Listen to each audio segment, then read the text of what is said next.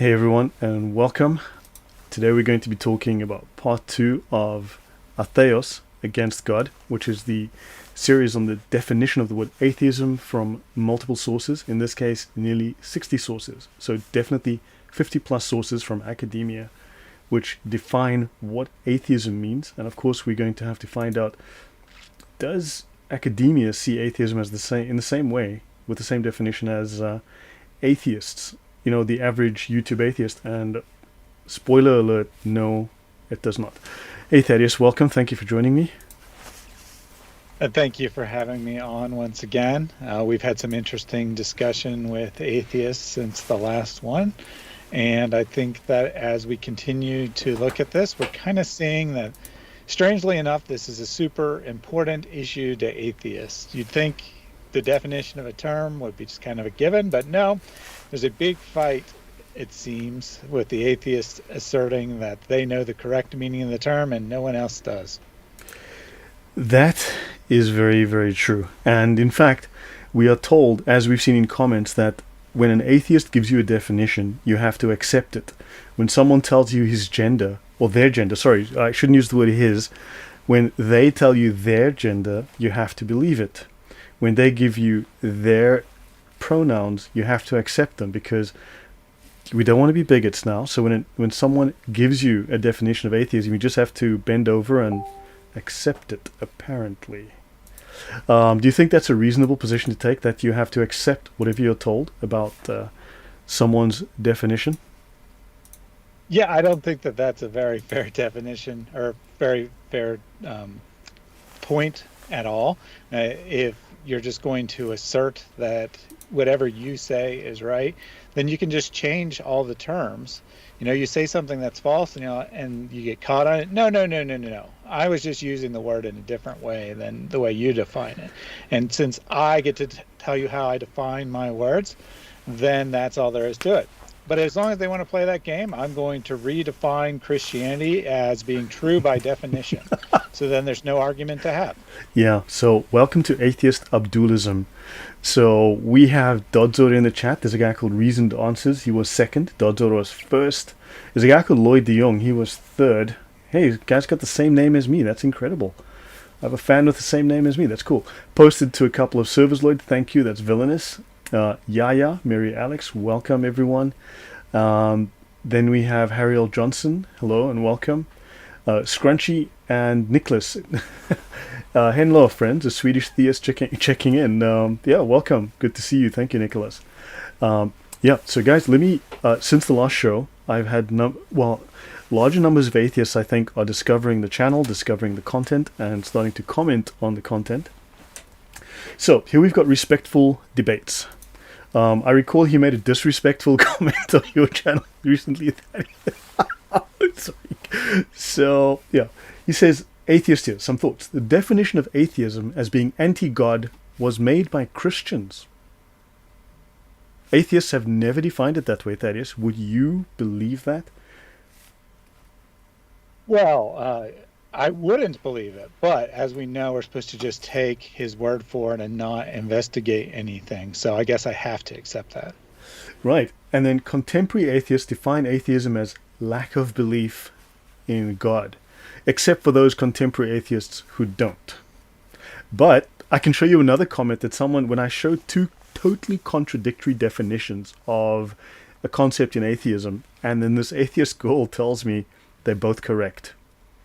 They're completely, this is today, this is like 2 hours ago. They totally, completely contradict each other. I will show you guys this slide later, but they're completely contradicting. She says, no, they're both correct. Because they're both atheists, they're both correct. I'm like, how? These are totally contradictory ideas. But hey, don't question it, because, and notice he says here, atheism is a lack of belief. Okay, it is not a worldview.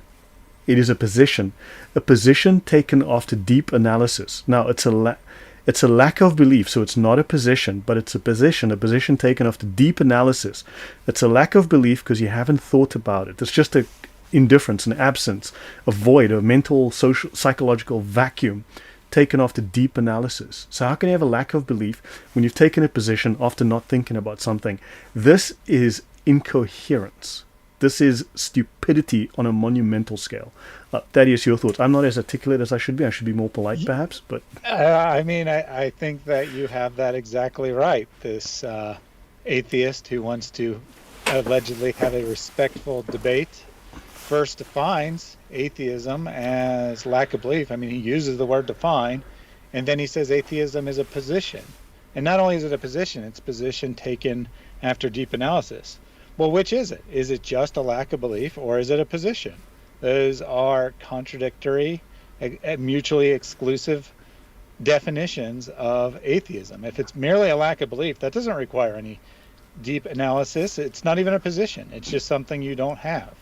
A rock doesn't have belief in God. It lacks belief in God. But a rock doesn't have a position on the existence of God. So what we're saying is number 3 is correct. You know, it is a position. It's a position that's taken. I would disagree with after deep analysis, but it's a position that supposedly has evidence behind it. So the atheist is therefore responsible for giving reasons, but they don't want to give reasons. So they redefine it as lack of belief. Amazing. Yeah, and it's taken off to deep analysis, right? Now, of course, the lack of belief is just that, a lack of belief, which means you haven't thought about it, which explains how atheism is scientific. Because remember, atheists use science. They use science to come to conclusions, except they haven't formed a conclusion because they lack a belief, because it's just a psychological vacuum. Psychological vacuums are scientific. Shut up, you bigot. Correct, Thaddeus? Yeah. Pretty much. Exactly what they tell us, anyway. Yep. So, okay, so that one out the way. Here's another one. This will be very interesting, guys. Go look up this article. It's actually quite good reading. A History of the Word Atheism and the Politics of Dictionaries. This is on the Non-Religion and Secularity Research Network. So just a few highlights from this, okay?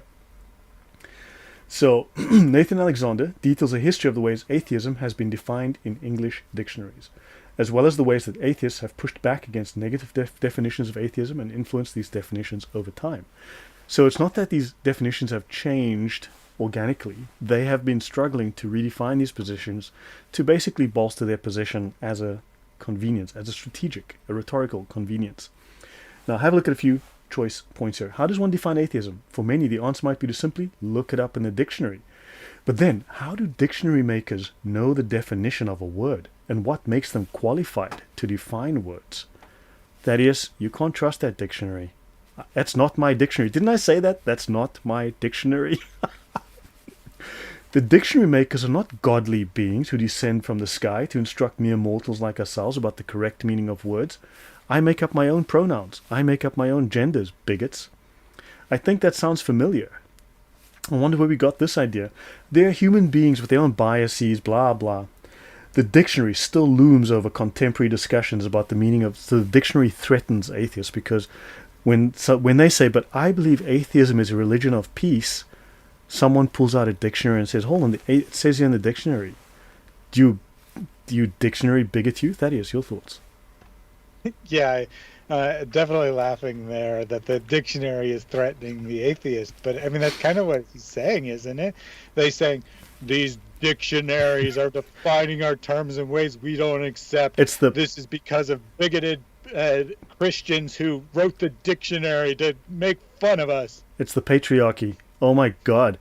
Yeah, so Scrunchy says, so the dictionary is being cancelled. I'm afraid we're going to have to cancel. That's why it is called, as we all know, as I mentioned last week, I did mention on the last show, that's why it is now called the, it's called the Oxford English, dictionary. That's why it's now called the Oxford English Dictionary. That's what we're being told. It's the Oxford Dictionary. Can't trust that thing. Yes, so just a couple of points of this article. What's wrong with this? The problem is that it puts the burden of proof on atheists to give a positive argument for why God did not exist. Hold on. If atheism is not just a mere lack of belief, but a position, the problem is that it puts the burden of proof on atheists to give a positive argument for why God did not exist. But proving something that does not exist is extremely difficult, perhaps impossibly so. Oh my God. That is why atheists sought to deny that they denied God's existence. I'll say that again. This is why atheists sought to deny that they denied God's existence. And this we see all the time, but it doesn't mean that we deny, we just lack a belief. This was most clearly done by Charles Bradlaugh, a well-known British atheist in the 19th century, in his pamphlet A Plea for Atheism. So this is where the whole idea of when they started to run into intellectual trouble, they had to change the definition and use propaganda and rhetoric. Your thoughts, Thaddeus, before I go to these slides? Yeah, well, I mean, of course, he's right that it's difficult to prove something doesn't exist, but it's also difficult to prove something does exist. That part he doesn't mention. That you can always come up with reasons to deny something. You can always come up with reasons why the evidence that it doesn't exist is invalid. So they want to shift it. They want to shift it to be so one-sided so that they can just sit there and deny anything you say. Really, a fair position would be both sides are responsible to bring evidence. But the atheist doesn't want that fair standing where they have an equal responsibility to bring evidence. Yep, that's it. And then finally, just as last point, he complained that dictionary makers did not take into account how atheists themselves defined the term. You have to respect my pronouns. You don't respect my gender. So yeah, apparently we should just believe whatever the average atheist tells us, as opposed to any kind of authority, because everyone's his own pope, of atheism apparently. And we must have the term explained by the devotee. Hold on, it's just a lack of belief. What do you mean it's a devotee? Someone who's devoted to his views. It's not a view, it's not a worldview. I had someone swear at me because I said it's a worldview. If we want to know what atheism is, we must find out... Sorry, let me read that again. If we want to know what Islam is, we must find out what Muslims mean by the term. If you want to know what Islam is, you must ask a Muslim. Correct, Thaddeus? I mean, we definitely hear that all the time. One of the grand proofs of a Muslim who comes to my channel and complains about something I've said is, you're not a scholar of Islam. Or they tell me straight up, if you want to know about Islam, ask a Muslim. And I always ask them, if Islam is not true, then would you expect a Muslim to tell you that? And they never answer that question. But what they want to do is the same thing the atheist wants to do. They want to define their position as true. You can only learn Islam from someone who believes it's true. You can only learn atheism from someone who takes a position where they are not responsible for bringing any evidence. Yep, so there you go. So guys, this is a very interesting read of this article, some of the history and the politics of dictionaries, how dictionaries are a deliberate attack on atheism. So guys, I would suggest break out the world's smallest violin, have a glass of wine, and shed a tear for how dictionaries hurt some people's feelings. So, yeah. Yeah, as long as we're going with this rule that the devotee of the religion or non-position in atheism's case apparently gets to define the term. Again, I'm just going to define Christianity as true. There is no debate because I've already defined it as true. It's essentially what the atheist wants to do. They want to define it as the default position, so there is no debate about it. So we're all born Muslims, you say, that is? Yeah, apparently. We're all born Muslims, and then our parents, indoctrinate us into Christianity. Hold on. Sorry, did I say that wrong? Sorry, we're all born atheists, and then our parents Hold on. Why does this sound familiar? Yeah, pretty similar. Yeah. So, guys, I know I only announced this like an hour and 15 minutes before, but I thought we would stream, and so my apologies for the short notice. We ended off here last week. A couple of days ago. So Carl Sagan, an atheist, is someone who is certain that God does not exist. I know of no such compelling evidence, though, says Carl Sagan. But of course, Carl Sagan is not a real atheist. In fact, he's not an atheist. Although he claims to be an agnostic, because he never quite pulled the trigger on calling himself an atheist, he was not friendly to the church, he was not friendly to Christianity, and in terms of intent and his general language, he acted as aggressively as any atheist. Let's just put it that way. And when you read the words of people who knew him very well, like his friends and close associates, family, and so on, apparently he was quite negative and quite aggressive. So he was right on that line. He just wouldn't call himself an atheist, but for all intents and purposes, he pretty much was the Richard Dawkins of his day. So yeah, but that's fascinating. So I mean, do we trust Carl Sagan, or do we trust random atheist 45 in the comments? And you all know you have to trust random atheist 45 because he's an expert. And of course, man, I've been saying this all the time. He's not my scholar. Well, that's not my dictionary, right? So, so by the way, this guy mentioned in the comment that he was looking at the Samuel Johnson dictionary, right? From which is oddly enough from the 1600s. What's interesting, it was like it was maybe the 20th such dictionary to be created, and atheists oddly had been defining atheism since prior to that. So I don't know where the problem is. In fact, the definition of atheism as just a lack of belief came well after that, when they started to run into intellectual trouble. So yeah. Okay, so here are my thoughts on atheism. Atheism is just a lack of belief, a mere psychological, mental vacuum, a knowledge vacuum. So it's a lack of thought about God. They haven't thought about the problem. They haven't just thought about the issue. So atheism is a non-position. I've literally been told that. It's a non-position. It is a vacuum of thought, a lack, an empty absence, and there's no presence at all. So it's just an absence. There's no presence of any thought or any ideas. When I tell you to not think about pink elephants, you don't think about pink elephants. You just have a lack, an absence. You don't go, I don't believe in pink elephants. Go away. No, no, no, no. There's just a lack, absolute, complete lack. Atheism defines people who have done no thinking and reached no conclusions. They have formed no beliefs about God or theism. Because they are scientific, they follow science, they use the scientific method, therefore they haven't done any thinking whatsoever. They've used precisely zero brain power. They have just this empty vacuum hollow inside of their brains. So an atheist is someone who has not reached conclusion and has no beliefs. And they'll write 500-page books to tell you exactly all the beliefs they don't have. Your thoughts, Thaddeus, before I go on? Yeah, well, I have definitely met atheists in the real world who would fall under this, where they really haven't thought much about it. They don't have any strong opinions. They don't have any interest in discussing it. Strangely, those aren't the same people that come in and argue strongly for the definition of atheism. If it's just a lack of belief, just something that's a default position, why in the world are you spending hours of your time seeking out YouTube videos to write comments on about how ignorant theists are for using the wrong definition? If you don't care, you don't care. I mean, let's be real here. Yep, exactly. Exactly. So atheism is not the use of reason. It's just a lack of belief. Atheism is not about reason. It is a lack of thinking. A lack of belief, it's a lack of thinking. I don't think about it. So it's a lack of thinking. I don't think that's an unrealistic thing to say.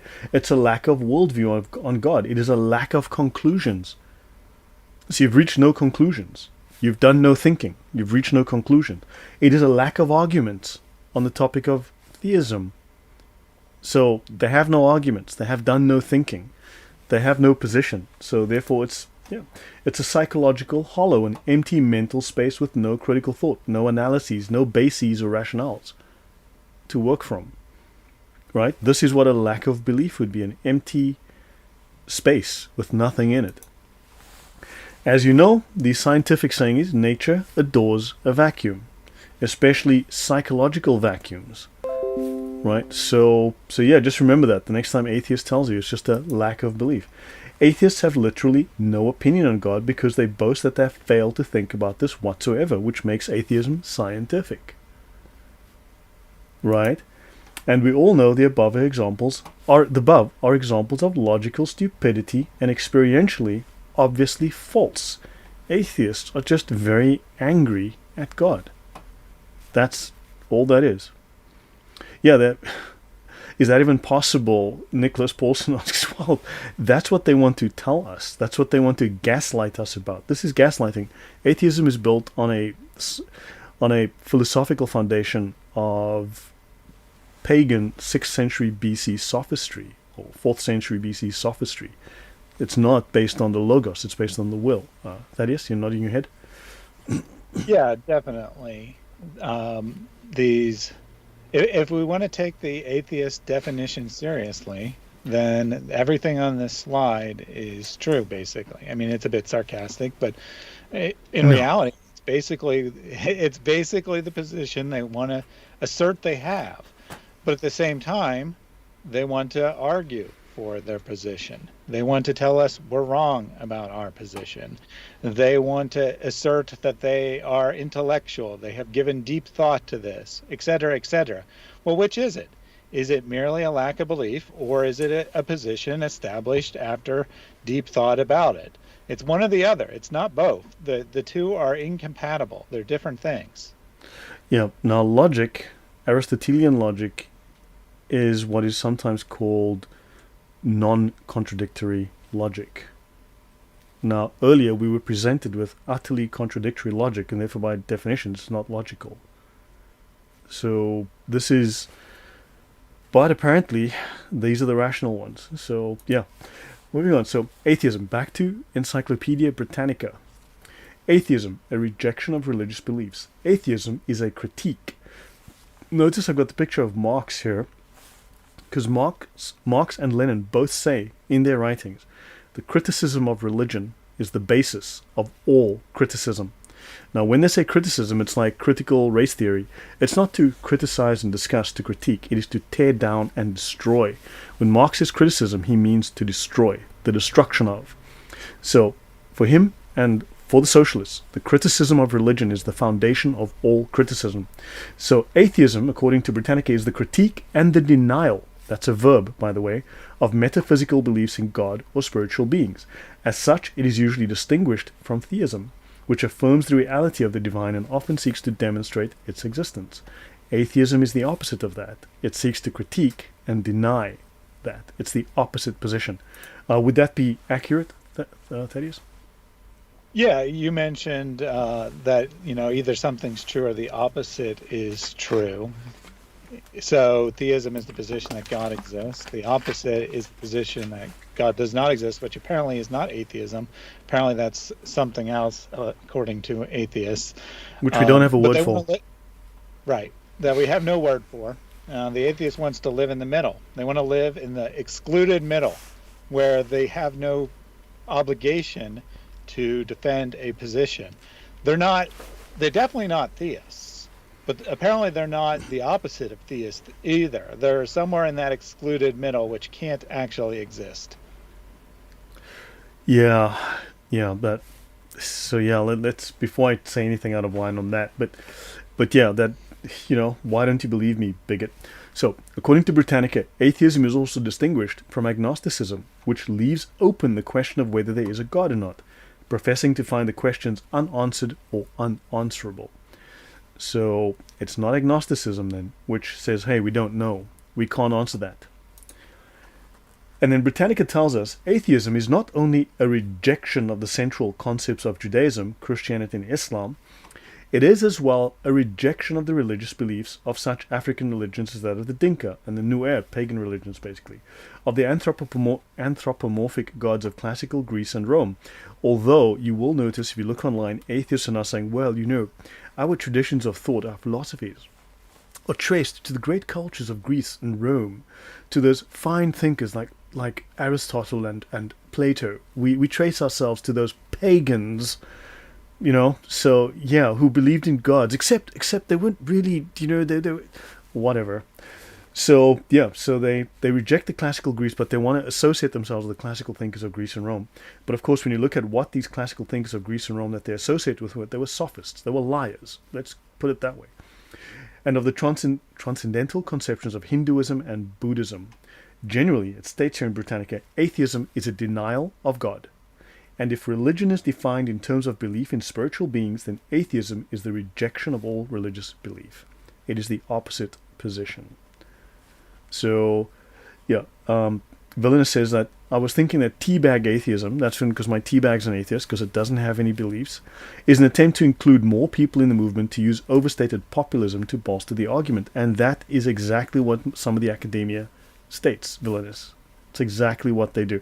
In fact, that's my final slide, which is a paper on exactly that point. Because it's the fastest growing religion, don't you know? So, yeah. Okay. Your thoughts, Thaddeus, before I go on? Well, I just have a question for you. Isn't it true that Britannica was published by the Catholic Church, unless we can't trust it? Uh, if a Jew once walked in the office or walked past the office, you also have to reject it because you can't trust those Jews, according to everyone on YouTube, apparently. So maybe, who knows? It could have been a Catholic or a Jew who worked there. Yeah, you have to reject it. Maybe a Nazi worked there too. You never know. In which case, you have to just Yeah. throw it all out. You have to throw it all out. Can't be true. So I don't know. Was Britannica owned by the Catholic Church? I don't think so. Not that I know of. I mean, that's the first I hear of it. No, no, I was just being silly because the guy asserted that all these definitions come from Christians. Christianity, yeah, yeah, yeah. In the fact, I mean, I'm going to present like 50 plus definitions from mostly atheists, but it's like no, it's Christians. It's like no, those are atheists.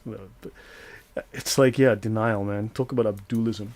Right. So, from the New Encyclopedia of Unbelief from 2007, notice edited by Tom Flynn with a foreword by a guy called Richard Dawkins. You may have heard of him. I don't know. Sounds familiar.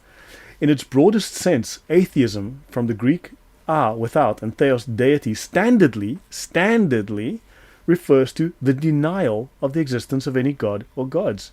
Hey, Richard Dawkins gave his name to this thing. It's the rejection of. It's not just a lack of belief. We reject your premises. We have our own premises because we reject yours.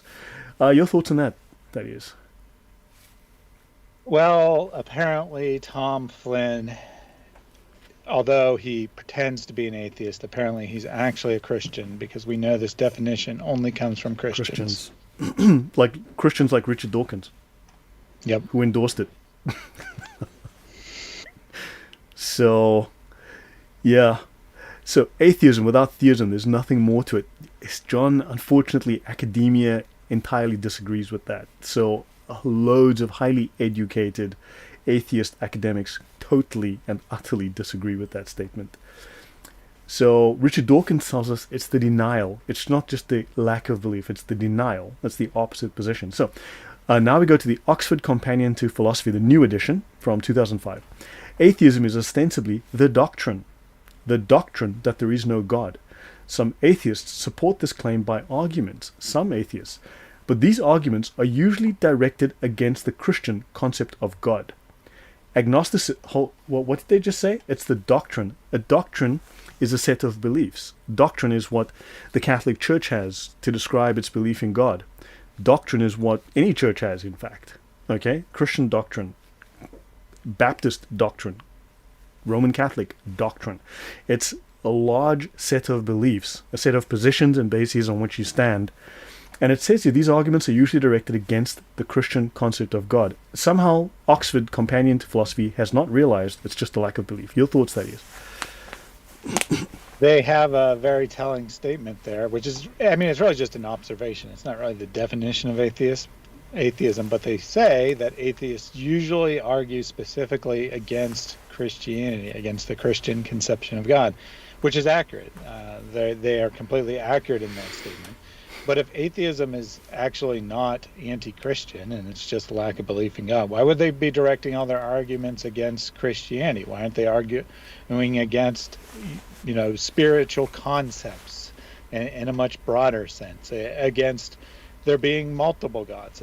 Ironically, one of the arguments I hear often from atheists is if religion, or if there was a God, then the world would look like a Marvel comic universe, where there's direct actions from the many gods. And I'm like, you do realize that would be a polytheistic religion, has nothing to do with Christianity. So by saying that if that's what the world would look like, you're actually arguing for polytheism, not for atheism, and that I quite don't understand that. Okay, yeah. And we should also state that, as I've shown in the other series, the other shows in the series, the other streams in terms of the series, like the foundation, the early roots, the historical beginnings of modern atheism, atheism was begun specifically as a socio-political movement with a religious foundation. So it was a socio-political religion, like Islam. It was started specifically as a replacement religion to Christianity, and it was directed specifically and explicitly against the church. So Oh, John, this is your opinion. I am going through 50 plus academic sources, and unfortunately, those sources disagree with you completely. The R means without. Don't confuse atheism with anti-theism, because many of these sources tell us exactly that. And in fact, in practice, we all know it's exactly that. So someone has to get on the horn to Richard Dawkins and tell him that. Someone contact, Peter Hitchens, and let him know he's dead, but someone let him know that he was doing it wrong. Right? So these arguments are usually directed against the Christian concept of God. That is anti-theism. It's exactly the same as Islam, exactly. So the Oxford Companion to Philosophy clearly has it wrong when it says that it is anti-theism, specifically founded as anti-Christian belief. Notice the Blackwell Dictionary of Western Philosophy. The belief, it's a belief that God, especially a personal, omniscient, omnipotent, benevolent God, does not exist. Okay, it's a belief. So it's a belief that it's not a belief that, okay, whatever, makes my head hurt thinking about it. Peter Hitchens was the good guy. Oh, his brother Christopher Hitchens. Yeah, of course, yeah. Peter Hitchens converted to Christianity. My bad. Yes. John, that's your opinion. We are looking at certain very highly respected academic definitions, even from atheists themselves, atheist authors themselves, who utterly and totally disagree with the lay definition. So, God does not exist. This is a belief in the Blackwell Dictionary. Let's have a look at the Routledge Encyclopedia of Philosophy. As commonly understood, atheism is the position that affirms the non-existence of God, a position that affirms. Now, how do you arrive at a position? Well, it's a series of arguments that lead you to a conclusion. So a position is a conclusion. So you have concluded that this is the case. So it affirms this. So an atheist is someone who disbelieves in God, whereas a theist is someone who believes in God. The common use of atheism to mean disbelief in God is so thoroughly entrenched, we will follow it. We may use the term non-theist to characterize the position of the negative atheist, someone who supposedly, in theory, has no beliefs at all, just has this psychological vacuum in his head, who has no thinking going on, has absolutely never thought about the topic, because a lack of thought is, as you know, scientific. Thaddeus. Yeah, I was just tell John to Yes, I saw that. Yeah. not get hung up on the a prefix, because that's not really how words are defined. You don't just take the parts and the roots, and then that's what the term means. This is a very common mistake that people make, but it's absolutely a fallacy. A word's definition is not equal to its root. The often cases the English word has a very different meaning than combining its root parts. So right. If he wants to say, and it's actually not even clear if he's trying to say that atheism is just a lack of belief. He's just arguing what A means, which is irrelevant. Well, I mean, that's his personal feeling about it. But, so, I mean, someone has to get onto Routledge and tell them they have it wrong. Someone has to get onto Oxford and say, hey, you guys got it wrong. I've got 6 different references from Oxford in this show. 6 different ones from Oxford alone. All right. So someone has to tell the Oxford Dictionary that they just monumentally messed up. That John Q Atheist in the comments on YouTube, he's like, no, you guys got it wrong. Right. So, and someone let Richard Dawkins know that he was doing it wrong, that he was a little aggressive, and Sham Harris too, and then Christopher Hitchens. Someone just let them know they were doing atheism wrong, okay? Stanford University. Now, again, the Stanford Encyclopedia of Philosophy is regarded as the most well-known, the most, shall we say, the most respected of the academic definitions. Now, some people love to change the meaning of words without considering the roots, which creates chaos, and that's exactly what atheists are doing. They are changing the definition, and everyone wants us to respect their personal definition. Hence, we are going to the academy, and the academy overwhelmingly agrees. And I don't mean by 51 to 49. I mean overwhelmingly agrees with the fact that atheism is a negative position, and often an aggressively negative position against God. So, now Stanford Encyclopedia is regarded generally as the gold standard, right? And we can see here in the article, atheism and agnosticism. So, specifically in the philosophy of religion, now this is about the fifth slide on this, but this is a very long article. It's very detailed, and most of the authors of this are atheists. Okay, so understand this. So this is like the gold, generally speaking, the gold standard on this. So specifically in the philosophy of religion, the term atheism is standardly used to refer to the proposition. Notice a proposition. It's an argument, right? It's a proposition that God does not exist. Thus, to be an atheist on this definition, it does not suffice to suspend judgment on whether there is a God, even though that implies a lack of theistic belief. Instead, one must deny that God exists. Right? So understand, Stanford Encyclopedia tells us atheism is a proposition. It is not a mere psychological vacuum, a lack of thinking, an unscientific, pretty primitive lack of doing any kind of cognition. It tells us you cannot simply suspend judgment. To be an atheist, given a proposition that God does not exist, you have to actively deny this. Your thoughts, Thaddeus? Yeah, well, again, I guess Stanford has no idea what they're talking about. I guess all these atheists have written books of hundreds of pages explaining their position, arguing for their position, also have no clue what they're talking about, because all atheism means is without God, and thus it's just a psychological state and there is nothing to discuss. How did Stanford miss this? How did those 20 or 30 authors that contributed to this article, how did they miss that, Thaddeus? These are some of the top atheist academics in the world. How are they not as smart as the average YouTube commenter? I don't know. It's a mystery. This is an egregious oversight from these people. This is negligence on a massive scale. Someone, get to Princeton right now. Give him a call. Give him a call, please. So, next, Robin Le Poidevin writes, an atheist is one who denies the existence of a personal, transcendent creator of the universe, rather than one who simply lives his life without reference to such a being. This guy clearly doesn't know what he's talking about either. So yeah, apparently this atheist, Robert Le Poidevin, says, no, you deny, which is a verb. It's an active position. You have decided this is the case, rather than someone who lives his life without reference to. And of course, we are constantly told, no, Lloyd, it is just that. Very interesting. J.L. Schellenberg says that in philosophy, the atheist is not just someone who doesn't accept theism, but more strongly, someone who opposes it. In other words, it is the denial of theism, the claim that there is no God.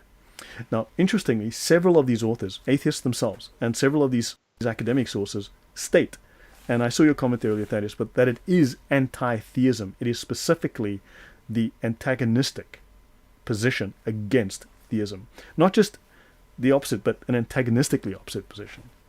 So, yeah. So, what I would say is that in practice, atheists are usually anti-God. They're usually anti-religion, by which I mean they think that there's something wrong with religion in a moral or emotional sense. You can also use anti to just mean that it's false. And if you're just using it in that sense, then yeah, absolutely, obviously, that's the nature of the position. So we just have to be a little bit careful about how we. Granted, look, there is but it's still a position that it is the opposite. It is the contradictory. So it is the contradictory. Yeah, however, there are times when they state it is the antagonistically opposite position. It is an aggressively attacking position. But also, when you look at the history of modern atheism, and atheism is a fairly recent phenomenon. Okay, the whole story about, atheism goes back to the dawn of time when the smartest people in the world with Greek names all came up with it. Nonsense. Bullshit! Okay? Modern atheism is a fairly recent phenomenon, and the prophets of atheism from the time around the Enlightenment were vehemently anti-Christian. They were toxically anti-Christian. There was no denying the fact that these people went on wild screeds and murderous, in fact, literally murderous as well. So anywho, so there we go. Let's continue. We're all born atheists. Sorry about that. Yeah, sorry. We're all born Muslims. I keep forgetting, Villainous. Thank you. So back to Stanford University, or sticking with Stanford. This metaphysical sense of the word, okay, is preferred over the other senses, including the psychological sense. So here, Stanford is telling us that within academia, the metaphysical sense of atheist of atheism being the antagonistic, the opposite, the contradictory position of theism, is preferred in academia. We've seen in other references it states it is the standard position. And this includes the psychological sense, not just by atheistic philosophers, but by many. They're not all atheists in philosophy as well. So the overwhelming position is atheism is the contradictory position against theism, against God. Not without, against. Okay? Not without, against.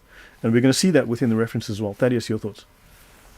Yeah, I mean, against the idea that a God exists, absolutely. Any atheist who's taking the term honestly would agree with that statement. Many atheists are additionally against a God in that they would say, and if the Christian God exists, if I'm wrong about his non-existence, then he's not a God either. He's some kind of demonic evil being.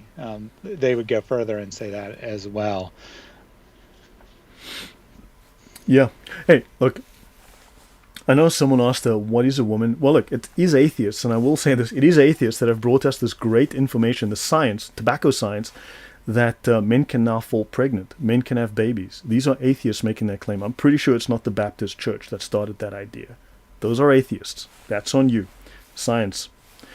So the Cambridge Dictionary of Philosophy recognizes multiple senses of the word atheism, but is clear about which is standard in philosophy. Atheism is the view that there are no gods. So it's a view, a worldview. Ideas have consequences. A widely used sense denotes merely not believing in God and is consistent with agnosticism in the psychological sense. Oh boy. A stricter sense denotes a belief that there is no God. This use has become standard. Oh boy. Thaddeus, your thoughts? Yeah, as it points out, we do have a term for people who merely don't believe in God, as Agnostic. opposed to have a certainty that there is no God. And for some reason, we have tons of people who call themselves atheists who don't want to accept that there's a different term that they could use to describe themselves, agnostic, I guess because they don't want to be associated with lack of certainty, right? They want to assert that they are certain.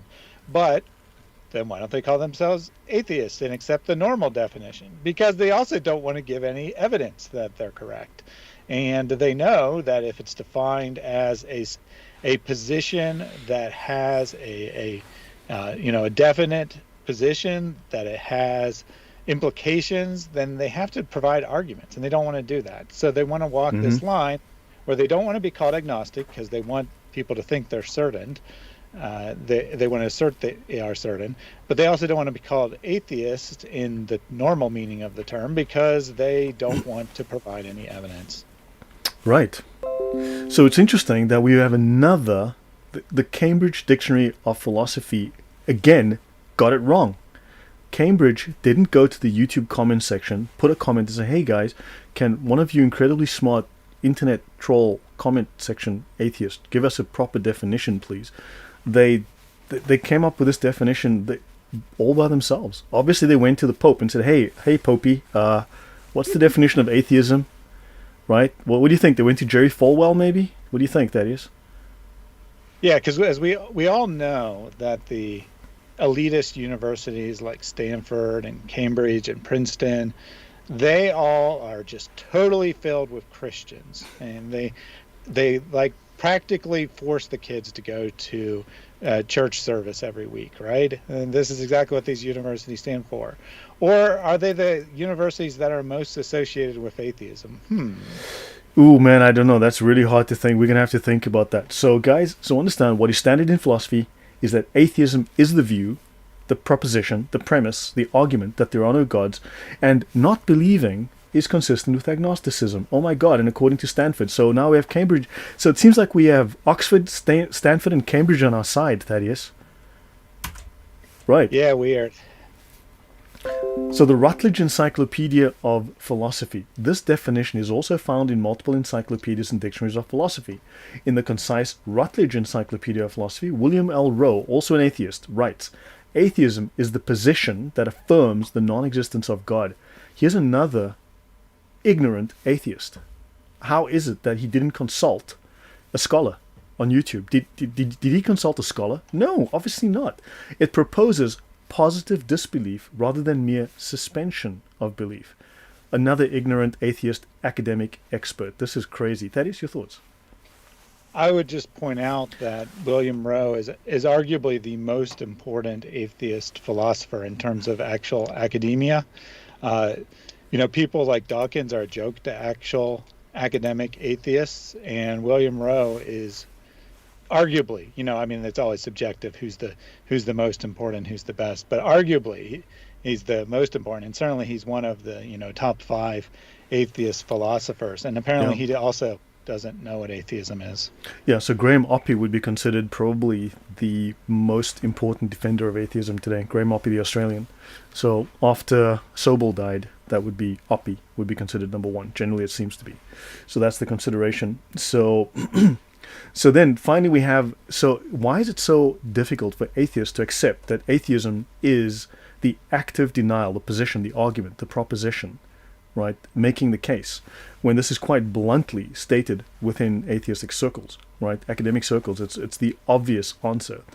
And then, of course, when you look at the foundation of atheism, the history of atheism, where it was founded, who its founders are, these are some of the filthiest moral people you've ever encountered, and they were vehemently, virulently anti-Christian, anti the church.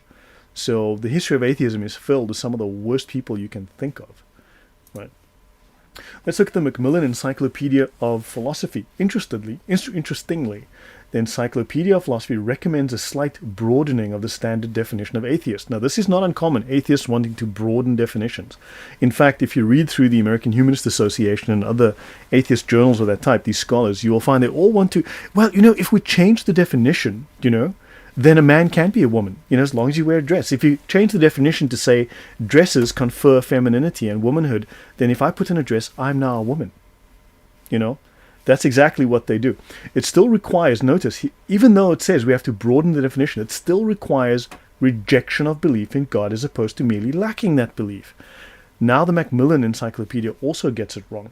But the basis for the rejection need not be that theism is false. For example, it might instead be that it is meaningless, which sadly, if you go through some of the other definitions, the meaninglessness means it is agnostic.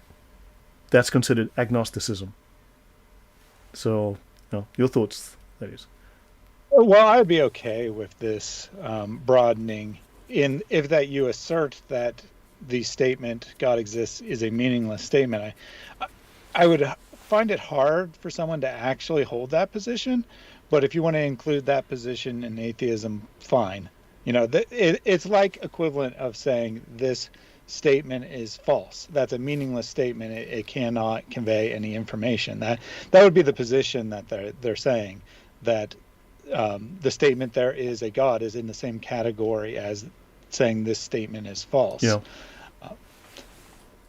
I wonder, it's certainly nothing like what the average atheist holds, so it's rather irrelevant whether we include that in the definition or not. I'm actually going to go to this statement. So John Stockman said, trying to prove God being personal and impersonal is an impossible task. Those who try resort to conjecture and baseless assumptions. Now, notice, this is Julian Baggini, Atheism, a very short introduction, 2nd edition, and he's a modern author and atheist. Atheism is in fact extremely simple to define. It is the belief that there is no God or gods, okay? And he says that the arguments and ideas that sustain atheism tend naturally to rule out other beliefs in the supernatural or transcendental. Now, what is important to note is that atheists are by default materialists, right? Atheists are by default materialists, and materialism by default rejects anything immaterial. Like consciousness must be, according to atheist doctrine, merely the result of atoms and chemicals colliding in the brain. Because inanimate matter, you are technically just inanimate matter. You are inanimate matter. Your consciousness is an accident, right? So they now have to utilize this. So therefore, they immediately exclude.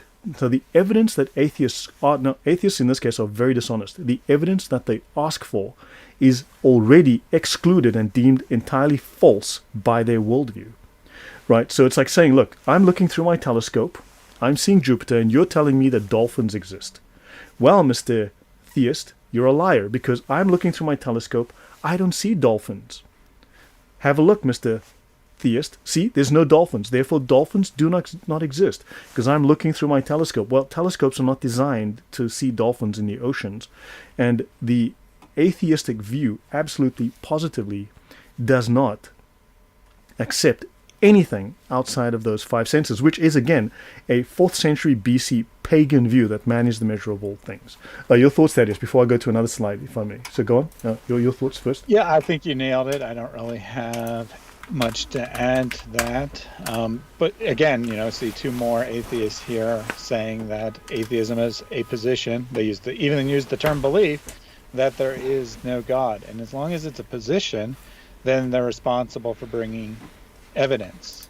The theist is responsible for bringing evidence for theism. I absolutely agree with that 100%. Yeah. When the atheist says that, I have zero problem with the atheist telling me that I need to provide evidence for my position. Yeah.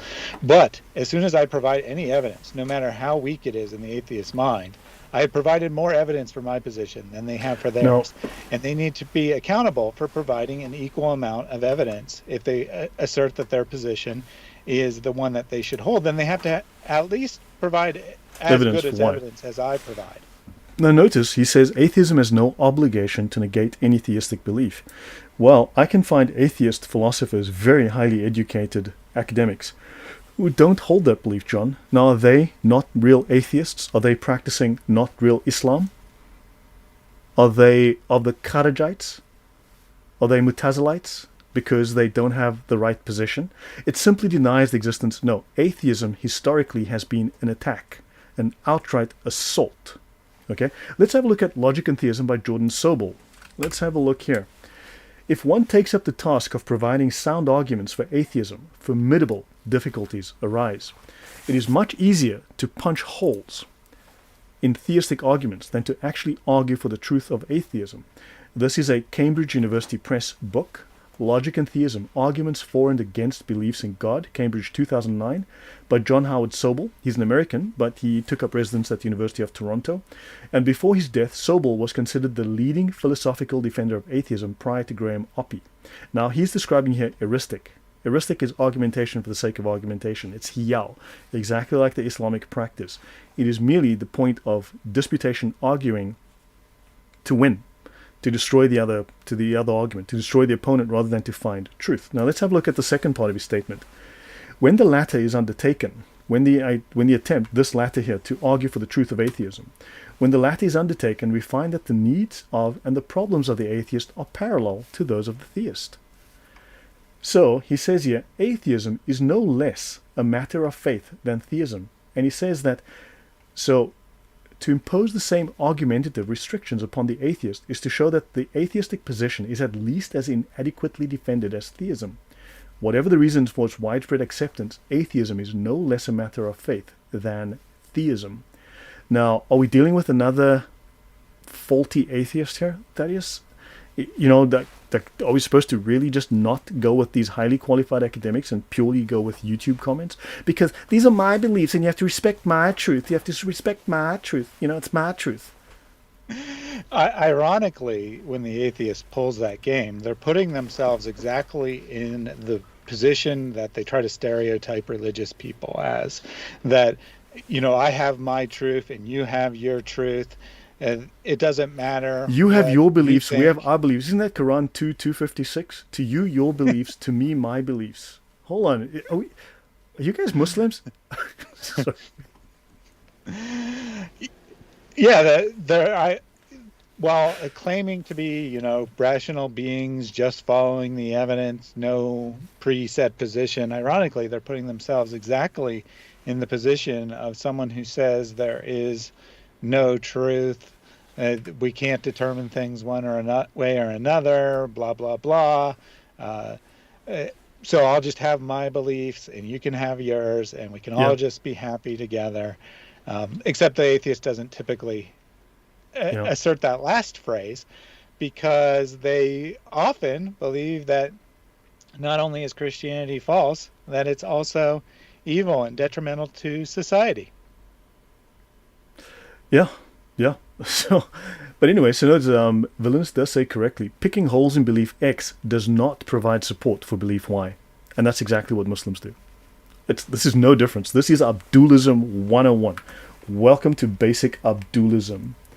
Right? So, yeah, I don't want to repeat too much of what we've already repeated. But we have mentioned not. Okay, now hold on. Let's continue. So, of course, we need to ignore this guy because he's not a real atheist. And let's continue with where we were. So, Macmillan. So notice, you can't just lack belief because that's technically agnosticism, right? You have to actually actively reject. For that, you have to have reasons. So basically, 99% of all these academic sources tell us it's not just a psychological vacuum.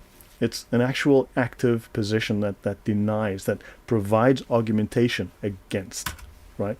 Let's have a look at Stanford Encyclopedia of Philosophy once more. According to the most usual definition, an atheist is a person who maintains that there is no God, that the sentence God exists expresses a false proposition. Oh my, oh my, oh my. Somehow internet atheists don't seem to get this. In contrast, an agnostic maintains that it is not known or cannot be known. Right? On our definition, an atheist is a person who rejects belief in God. So, yeah, Thaddeus, your thoughts on that? Again, we're seeing all of these academic sources seem to agree with what we're saying is the definition of atheism. To put it in different terms that an atheist might want to use, we're going with the consensus scientific, if you will, definition, and they're sitting there creating their own definition, creating their own lack of needing to defend their position. They're just not going with, they're just going with pure faith. They just going with their belief. They have no interest in what the scientific evidence suggests. I would like to think I'm following the science because I'm citing here scientists, 50 plus of them, almost 60 of them. Right? I'm citing nearly 60 scientists here. And then Malcolm Leighton says very intelligently, I would think atheists have to show it is impossible for God to exist to make a claim that there is no God. Now that's actually a very, very smart point. And so atheists, and then John Stockman says, atheists can only be certain that personal gods don't exist, but nobody's able to oversee infinity. That's why nobody can know for certain there's no creator. Then you're an agnostic, buddy. Yeah. Now what is interesting? He did describe himself. Now, in fairness to John, he did describe himself as agnostic. Yeah, but the thing is, in the past, he was an atheist. Now he's an agnostic, right, John? Right? Is it just convenience for the sake of embarrassment that? I am not one of those Muslims. You know, I'm a peaceful Muslim. I don't think he ever called himself an atheist. He was just arguing over the definition, which is strange if he's not an atheist. But I don't think he actually. Yeah. So how come atheists don't know what an agnostic is? Why can't you just come out and say it? Okay. Now, there's no science that involves the concept of God. Exactly. No. Materialist science does not involve the concept of God. Christians created the scientific revolution. Christian thinking is responsible for the scientific revolution. Atheistic, materialistic science rejects God as a basic foundation, as its starting premise. So therefore, it cannot have God because the premise rejects that. It's like saying we do rock science. Rock science does not believe in water.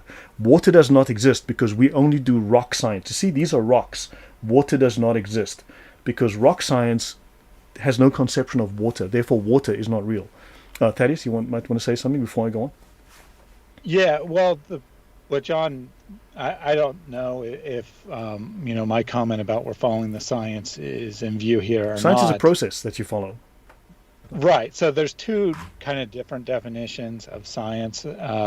One is more narrow, and it's only about, the material science. Like it can be used as a synonym for material science. But a broader definition of science is that it's how we systematically determine truth, how we determine information. And in that sense, anything can be part of science. That, philosophy is a science in that sense. And that's the sense I was using it in. If that term's confusing, fine. My point was that we're following the academic consensus. We're following what would be considered human knowledge here, right? That this is the position that is the accepted position that is held by the majority of people doing the work in the field, which is exactly the same way as scientific truth is defined, is by what the majority of people in the field who have relevant experience and expertise currently hold to. That's what I was meaning, and that's what we're following here. Yeah. And John, I've put you in timeout for 5 minutes because you're going off topic. Focus on the topic, right? I am not interested in your opinion whatsoever, right? We are discussing these definitions. So, yeah, we didn't come to consult you for your opinion on what atheism is and use that as the standard to judge by, okay? If you think Oxford is wrong, I want you to explain to me why Oxford is wrong. If Princeton is wrong, if every single of one of those dozens of authors that contributed to those encyclopedias and dictionaries is wrong, they're doing atheism wrong because they're not real Muslims, they're not following real Islam, then please let us know. But really, I don't need the distraction about talking about off-topic things, all right? Now, also, it should be noted that atheists have, and thanks to you know who you are, you'll pop up in a second here, the Duza, but atheists have most recently started to claim the idea of the multiverse. Now, of course, in the multiverse, we've got all these millions. Just to avoid having one God, they decide that, no, we've got billions and billions, an infinite number of universes. And of course, fortunately, I have discovered through inference that we live in that one universe. That is, we live in that one universe in the multiverse that happens to contain God. Just fortunately. And atheists are telling us we're wrong. Isn't that just amazing? We live in the one universe that contains God. So atheists, if you can prove to me that this is not the universe that contains God, I'd love to know that, because apparently there's billions where he doesn't exist, but in this one he does. So yeah, we just happen to live in that one. Yeah, and this is a position that atheists have been forced to. Now, in fairness, not all atheists hold to the multiverse. But if we were to go back 20 years, approximately no atheists held to it. And a large percentage do today. And that's precisely because they've kind of been forced into this position because of the incoherence of their own beliefs in light of the fact that the universe has a finite beginning, that time has a finite beginning. Matter has a finite beginning too, was created. Because you need something that is infinite. This can be proven philosophically, this can be proven in a variety of ways, that if there is a present, if there is things that are here now, then there has to be things in the past, and you can never get a start. Well, if the universe is infinitely old, if it's always existed, it would have already wound down to its heat death. Right. So because the universe is decaying and whatnot. There's various different ways. There's both the scientific ways, philosophical ways to demonstrate that the universe has a beginning, but because they're forced, they have to accept this. It's basically an indisputable fact at this point. Well, that creates a massive problem for them because they need something that is infinite. The classic atheist belief from the Enlightenment up until the 1980 or so was that the universe was eternal. That the universe had always steady state existed. theory and such, yeah. Yes. And now they can't say that anymore, which means, oh, hold on. That's the position that theists have, that God is the only thing that's eternal. They need something else that's eternal, so they invent this idea of multiple universes that create one another, and thus make it an infinite regress, which still has the same philosophical Which is problem. also logically incoherent. Infinite regress is a logical fallacy. It's an error. It's stupidity. I mean, any decent physicist will tell you that. Yeah, exactly. So it gets around the problem of our universe obviously not being infinite in age, but it doesn't really get around the philosophical problems. And it's a position of pure desperation because there's precisely zero evidence of this. There can never be any evidence of it by the very nature of the proposition. And yet atheists hold it as a reasonable, not all atheists again, but many atheists hold it as a perfectly reasonable proposition because it gets around the need for God in their mind. And Nicholas says, and in fairness, there are probably more theoretical physicists opposed to the multiverse than supporting it, then that would be true. And then, of course, the fine-tuning of the universe. And in fact, I had an atheist this week tell me that I was cherry-picking. I've got nearly 60 sources that I cherry-picked. 1 + 1 = 2 is cherry-picking answers. 2 plus 2 equals 4 is to cherry pick. So I was cherry picking because I went to Oxford, Harvard, Yale, Princeton, Cambridge. I'm cherry picking, Thaddeus. Well, and if I recall, And he said I don't listen to atheists. I'm citing like 50 plus atheists here, but apparently I don't listen to atheists. Yeah. if I recall, he couldn't even find one cherry-picked definition Yeah. that matched his He definition. literally didn't bring a single one. If I recall correctly, he tried once, and we quickly showed that he misunderstood what the dictionary that he was quoting said, that it, in fact, agreed with us completely.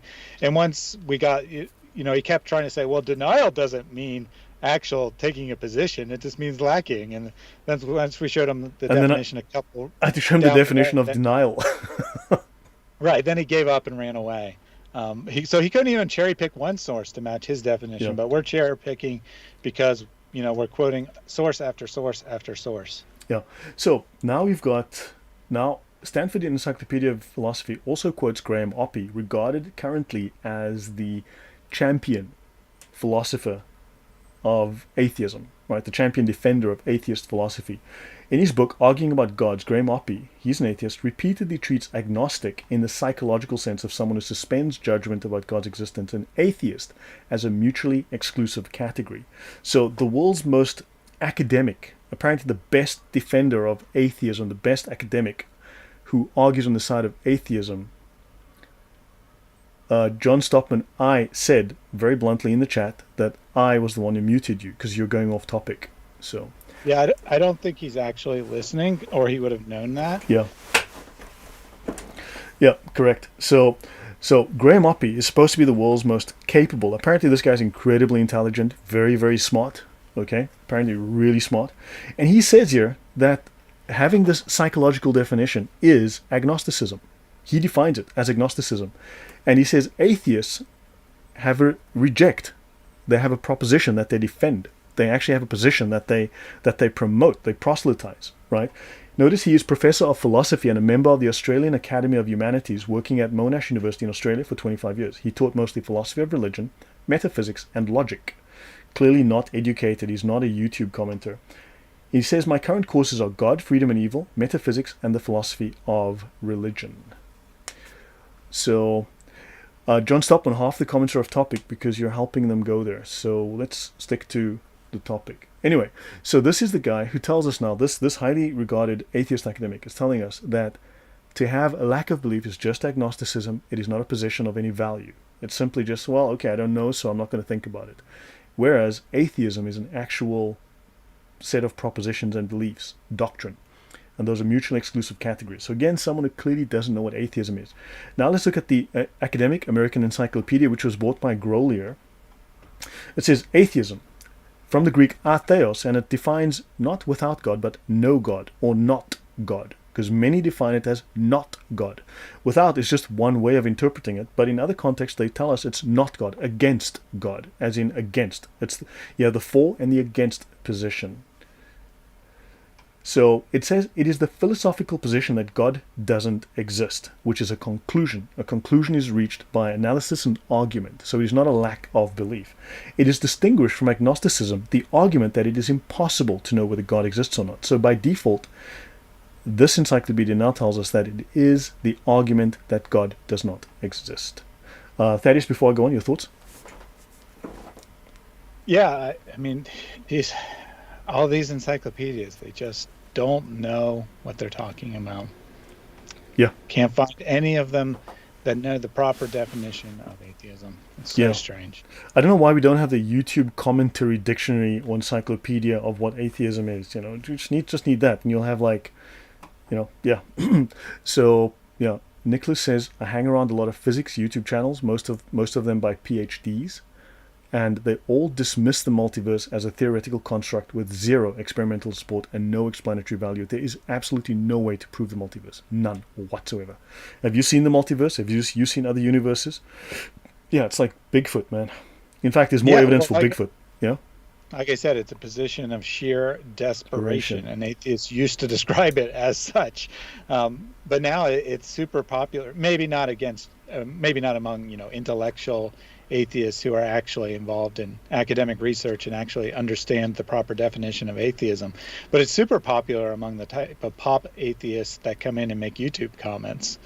And it's a position of sheer desperation because it's untestable, provides no exploratory value whatsoever, and it always will by its very definition.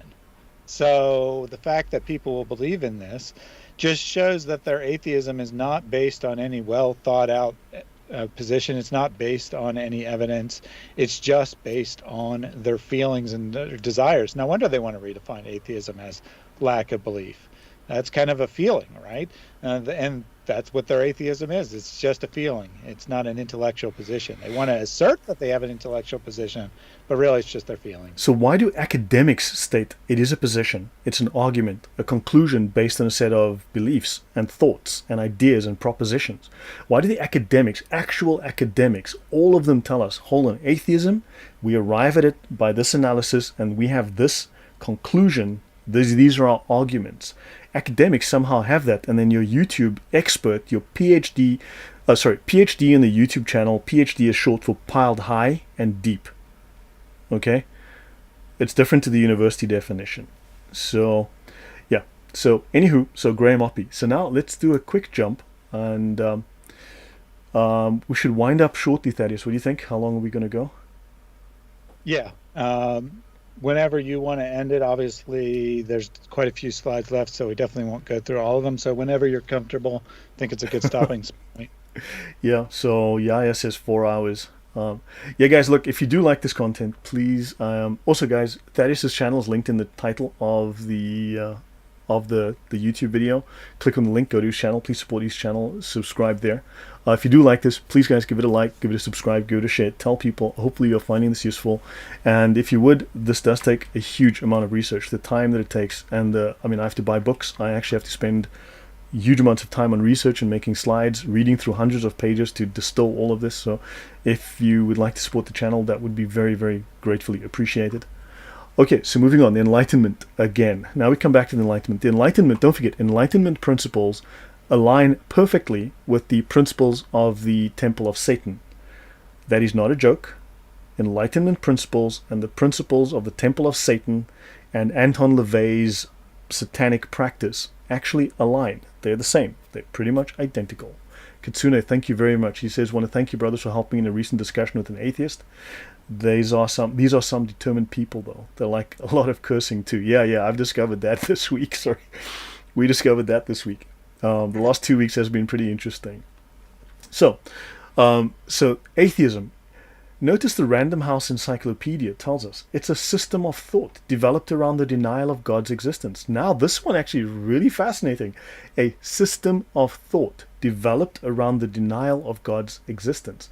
Atheism, so defined, first appeared during the Enlightenment, the Age of Reason. This was the age of anti-Christianity, where the world's first atheist state formed. Where was the world's first atheist state, you ask? Well, in France. It was called the French Revolution. They were going to bring reason by abolishing the primitive superstition of Christianity. They did that by killing about 250,000 Christians. You know, because it's reasonable to do so. They murdered and slaughtered over 250,000 people in the name of reason. They did so in the name of reason and atheism and science. This was the scientific revolution to bring the perfect socialist society. And yeah, it was a slaughter. And of course they formed the cult of reason, where they would, in their rebellion against religion, they would have statues of the goddess of reason carried around the streets, and they would have parties and sex orgies in front of it, because this is what reasonable, rational, scientific people do. 1789, French Revolution. So for about 10 years, France was pretty messed up. So the first atheist state was a genocidally dangerous, totalitarian, oppressive, completely cultish, violent, brutal state. They would line Christians up next to shallow graves, shallow ditches, and shoot them in the head and kill them.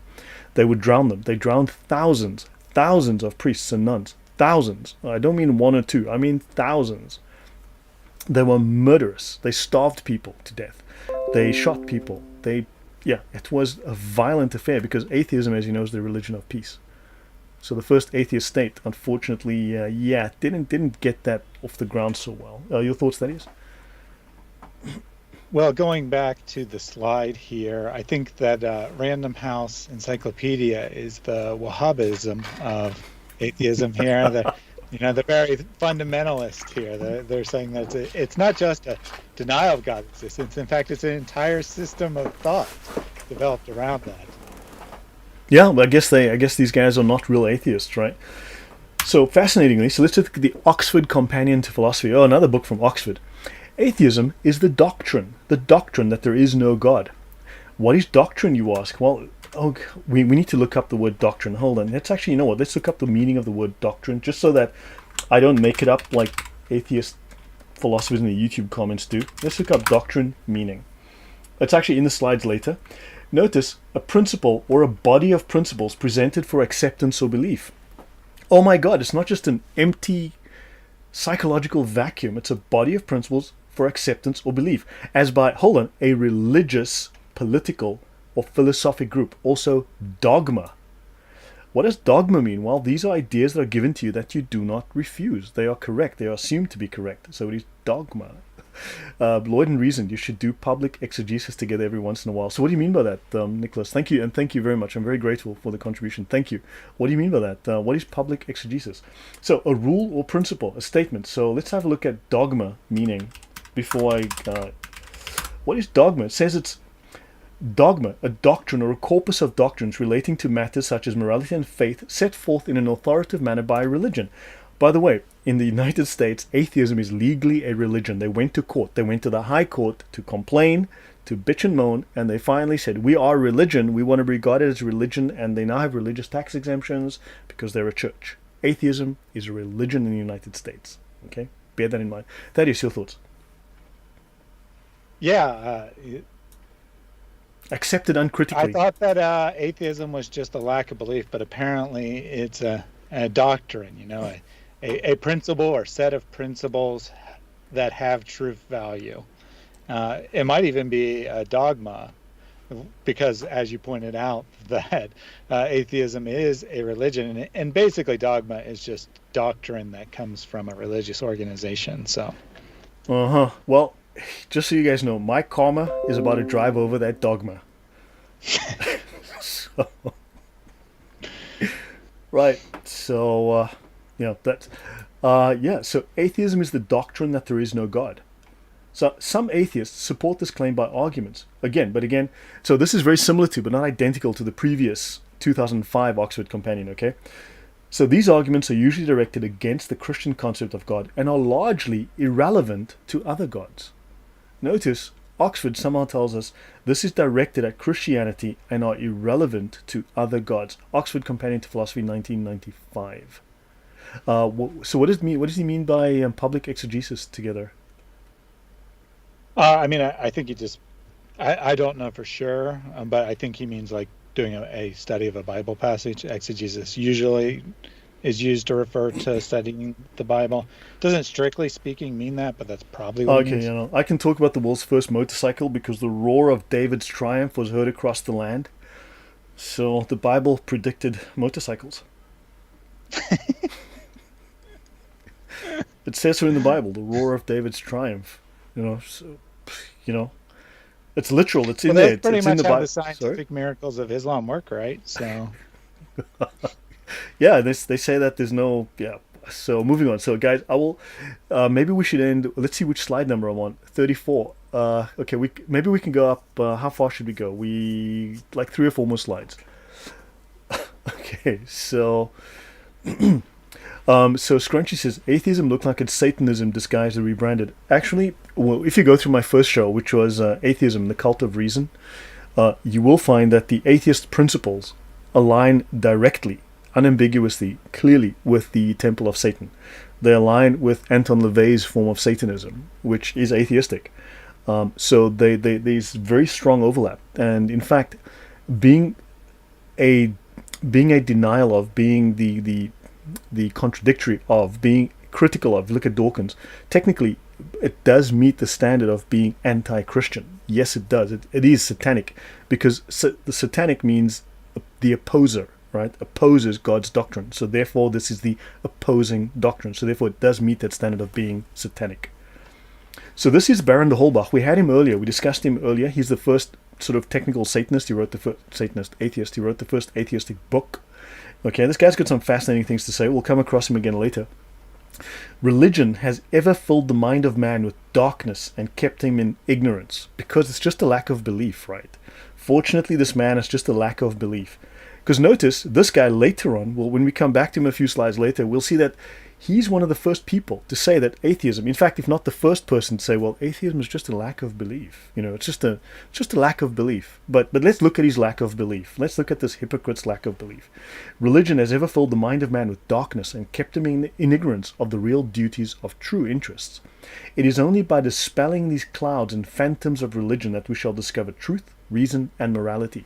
So, according to him, the very first famous atheist, only atheism can bring you truth, reason, and morality. So it has no beliefs, it has no doctrine, it has no position, anything.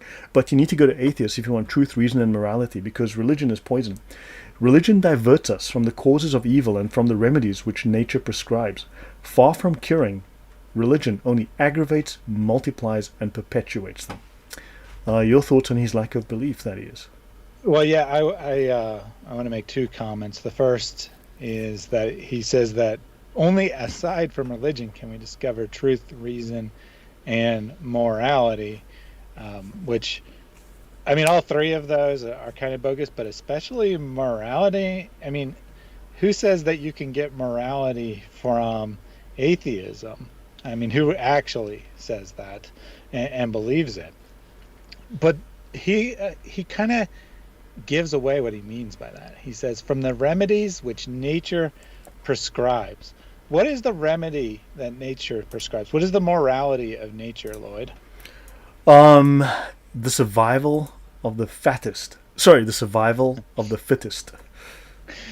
So morality, according to the Baron here, is the strong taking advantage of the weak. Yes.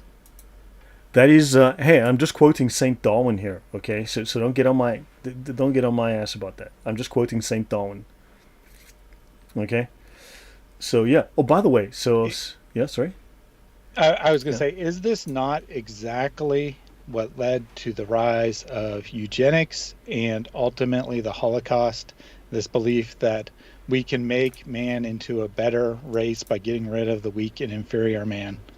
Sadly, when I do the series on Darwin, when we discuss that, we will see how Darwin, Marx loved him. The genocidal guys with the guys from Germany, those dudes, loved him a lot, loved him a whole lot. They killed a lot of people because of that guy. So you're going to find out that Darwin has blood on his hands. Darwin has genocide on his hands. Darwin, man, you got to see how filthy that gets, how nasty and dark that whole morass of atheism does get. Atheists, where's John Stockman? Has he run away? Because I think so. I think once he was told that the topic was the definition of atheism, because apparently he wasn't listening to the stream and didn't know what the topic was. Once he learned what the topic was, it was too boring for him and he went away. Right. So yeah, Black Chess says the strong taking advantage of the weak is the opposite of Christian morality, the opposite of medieval Christian morality, exactly. Survival of the fittest. So I'll do 2 more slides, and then to finish this thread here, and then I will do 1 more bonus slide, all right? So yeah, Ernest Nagel. So we're going to talk about Ernest Nagel in just a minute. So let me continue. Is this the racist? Oh no, they were all racist. Believe me, Katsune, you have no idea. You want to see racists? Try this guy. You want to see a man who hated black people, who had some... This guy would make the KKK blush. Okay? Let's be honest. Voltaire would make the KKK blush. Okay? So, and besides, he was banging his brother's daughter. So, yeah. Puke. Voltaire, the Enlightened. So, remember, Voltaire is one of the greatest, is the greatest of the Enlightenment thinkers of France. He's a hero of thought. His mind was impeccable, incredible, and let's read what he had to say, because he was a deist. Voltaire was a deist, as you know, and the hatred of religion by not a few well-known philosophers and many of their followers is clearly manifested. Oh my golly, I thought they were just a lack of belief. But anyway, among others, in the above-mentioned quote of the Baron de Holbach, not to mention the well-known statement of Voltaire, I brought this from Britannica, Let's see what every sensible man, every honorable man must hold the Christian religion in horror. Right? So thank you, these two Enlightenment thinkers. So Enlightenment was really just a process of, being rational.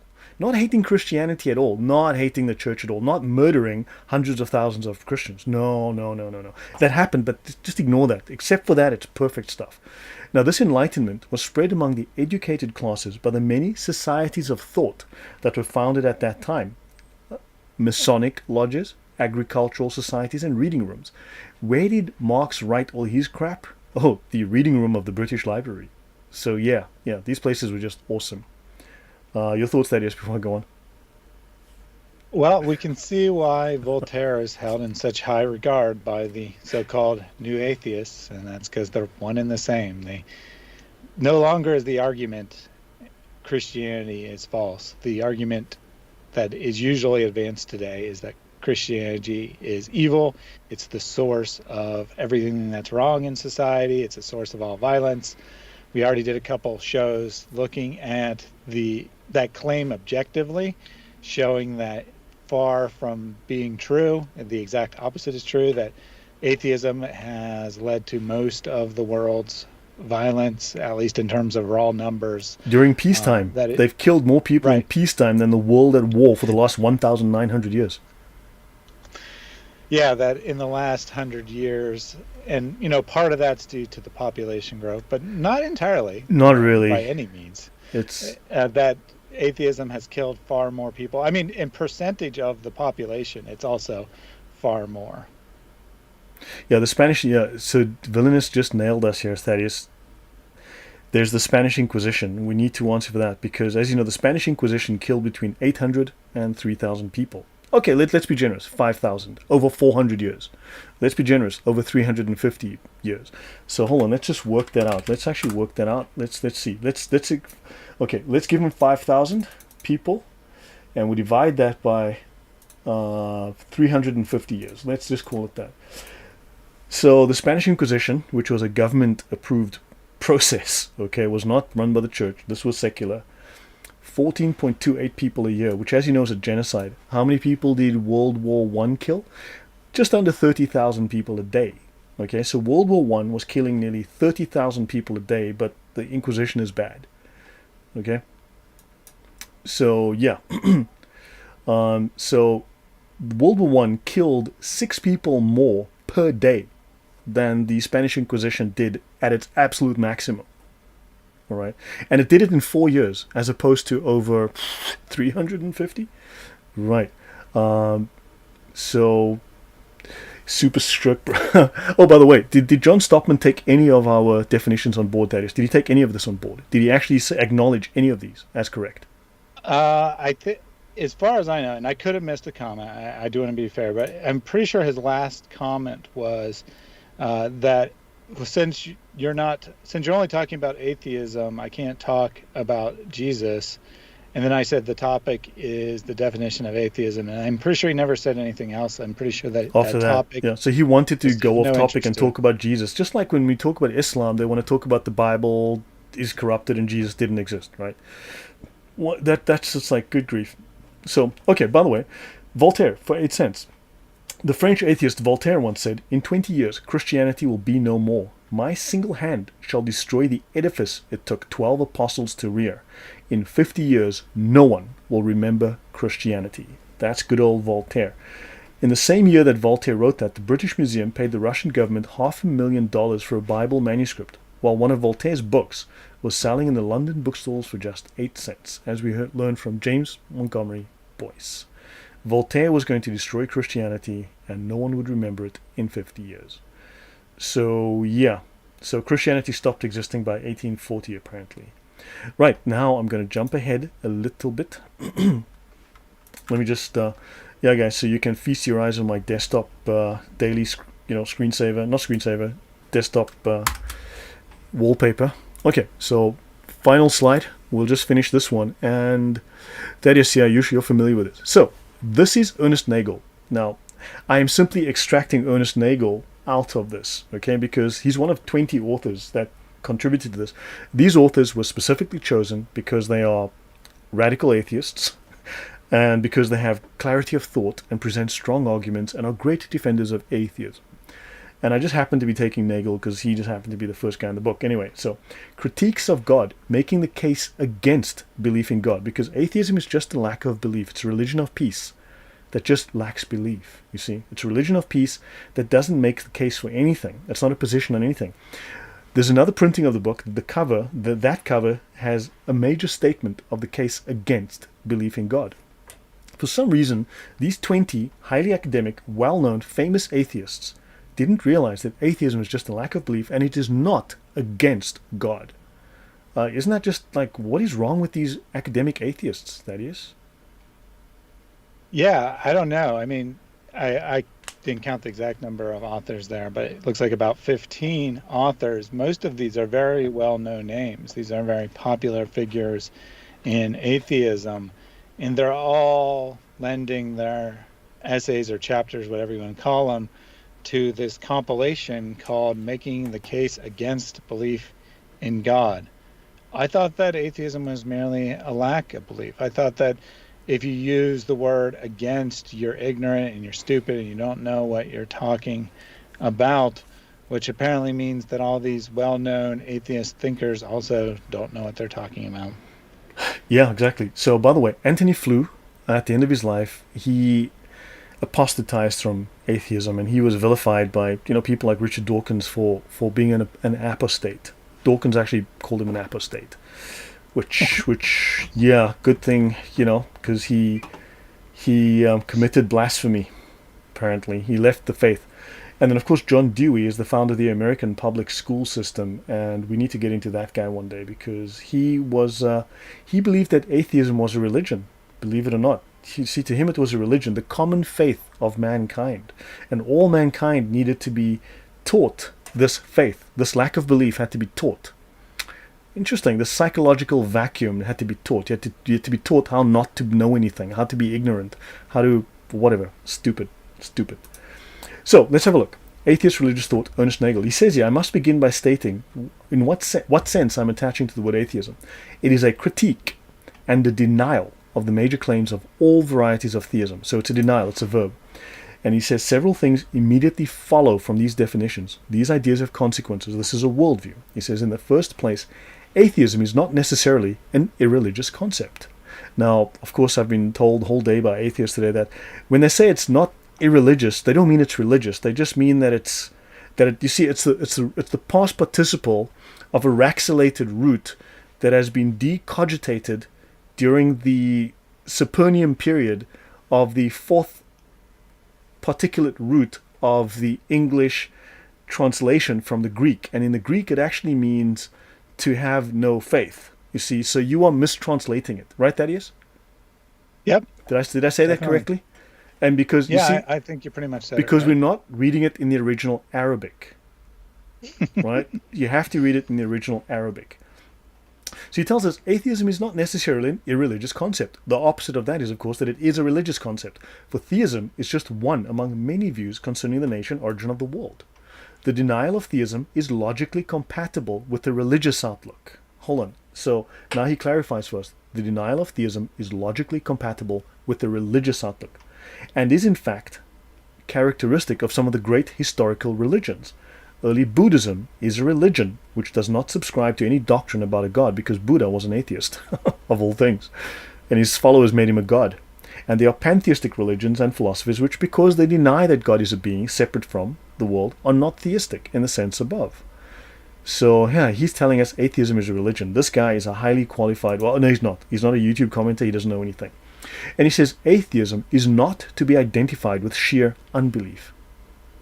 A child who has not received, atheism is not to be identified with sheer unbelief, which is what YouTube atheists want to claim today.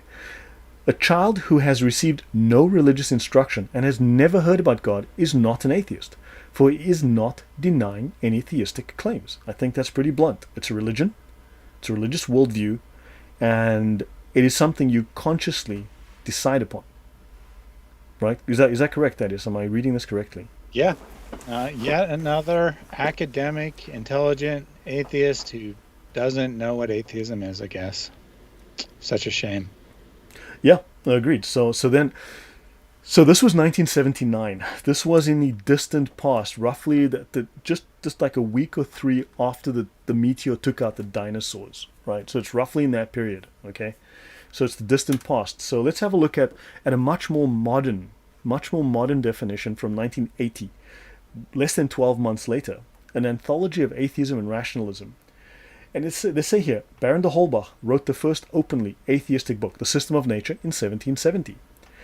And we can see from Holbach's own writings that he defined atheism in this way. He wrote in his book Good Sense, 1772, all children are atheists. Sorry, all children are Muslims. They have no idea of God. Of course, the idea of children who have not been exposed to theism being by definition atheists. This follows from our definition of an atheist as someone without a belief in God. So, a child who has received no religious instruction and has never heard about God is not an atheist, for he is not denying theistic claims. All children are atheists. They have no idea of God. Children who have not been exposed to theism being by definition atheists, which follows from our definition of an atheist, someone without a belief in God. Thaddeus. Now, this is, I think the audience, hopefully you can see, this is entirely two contradictory statements. Mm-hmm. And atheism is like... I think... And I was told today, but these are atheists and they're both right. Okay. Thaddeus, your thoughts? Yeah, well, I think that we just found the Shia-Sunni divide in Islam, whether or not children are true atheists. And apparently they're both right because, as we know, it's only about numbers. So Islam is the fastest growing religion because you count all the Sunnis and all the Shias and all the 50 billion different sects that Sunni is split into. You count them all, and then when someone says something you don't like, then you deny them. So you count all the atheists. It doesn't matter if they say contradictory things. They're all true atheists. They are all correct until, of course, you have to say, well, which one do you believe in? And then the person will say, either A is wrong, or they'll say B is wrong, or apparently some atheists won't even do that, based on your conversation earlier. But they're all true atheists, nothing to see here. Yeah, so apparently this contradiction, we just don't understand it because these are misunderstood artists that we just can't comprehend because we are theists and we are irrational. Okay, thank you. So this is stupid. Now notice, I had an atheist come to me yesterday and the guy was saying, well, Lloyd, we have to accept the modern definition of atheism. The modern definition is that atheism is merely a lack of belief. This is the commonly accepted view amongst atheists. We have to accept this definition as the standard one. We must reject all past definitions, you see? We must reject all these past definitions. Those are irrelevant. Well, you know what? What's odd is that the definition that atheist is someone who just lacks a belief, well, that happens to be the old definition from 1772. All of these modern definitions all state that atheism is an outright assault on the idea of God. So, hold on, buddy. By your definition, you need to give up that crap that you're believing, because that's not rational. You're believing a 1772 belief. I'm stuck here in the 21st century because I'm irrational. So, yeah, you're a hypocrite. F off. Excuse my French, but these guys get up my... Yeah, sorry. Your thoughts, Thaddeus? Yeah, it's really rather silly that they want to spend all their time arguing about definitions of words. In the end, whatever term you call something is totally irrelevant. The atheist, if they want to assert that atheism means a mere lack of belief, then that slide that Lloyd showed right from the start is true, right? That is accurate of who they are. That's what an atheist is. But they don't want to be that. They definitely don't want to be that. So if they don't want to be, just someone who lacks belief, has no opinion, blah, blah, blah, then they need to bear some responsibility for demonstrating evidence of their position. I don't like using the word proof. It's a game that atheists play. They say you can't prove God, therefore he doesn't exist. Well, because you can always redefine proof. You can't even prove that the universe wasn't created 10 minutes ago with apparent age and false memories and all kinds of things. Yeah, if this is a But simulation, it was just programmed into you. Thanks, have a nice yeah, day. exactly. Uh, the only thing that you can actually establish with certainty is that you yourself exist. You can't establish that other people exist. You can't establish that the physical universe But exists. that's nihilism, And and that's in fact Gorgias from again the 5th century BC. So now you're back to paganism. You're back to stupid pagan ideas from 2,500 years ago, and going, that's science because you see I'm an atheist, and then therefore I'm scientific, and I am now. Oh, that's pagan? No, Lloyd, it's actually modern science. I slapped science on its ass, and now it's science. No, it's frickin' paganism from Greece. Thank you, from 2,500 years ago. Go away. Sorry. right. Yeah. And of course, the atheist would never accept that standard of proof for anything else. You can demonstrate it by making them prove their own existence, their own intelligence, that they're a human being and not a spam bot, whatever. And they won't be able to do it by their own standard, and they don't accept that standard. And it's because they're playing a game. So I don't use the word proof. I use provide evidence. Atheists are responsible for providing evidence for their position. They're not necessarily responsible for proving beyond all doubt that atheism is true, but they are responsible for bringing evidence. Likewise, theists are responsible for bringing evidence. And that's what we do. We bring evidence.